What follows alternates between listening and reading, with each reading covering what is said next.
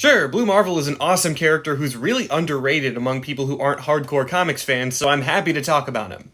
Dr. Adam Brashear is a genius engineer and physicist who was working on a project that was essentially an antimatter generator, and in a comic book there's only one way that an antimatter generator can end, and that's with somebody getting superpowers. The machine exploded, and the unique radiation from the blast somehow turned Adam's body into a stable antimatter reactor. Now, for those of you who aren't familiar with antimatter beyond just the name, let me say this. Antimatter is a real thing, it's just very difficult to use in reality, but 1 gram of antimatter contains the same amount of energy as an atomic bomb.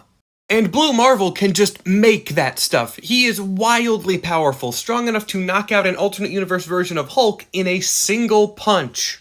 He's also basically invulnerable. Blue Marvel has held a hydrogen bomb as it detonated and been 100% fine after the incident. And then of course there are also his abilities to fly, shoot energy bolts, generate force fields, manipulate matter on a quantum scale, and a whole bunch of other powers that get really weird to explain as they delve into quantum physics.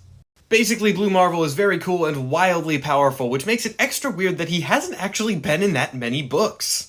He's been on teams like the Avengers and the Ultimates for short times and also made appearances in other books like Doctor Doom, but he's only had 1 solo miniseries as far as I can find.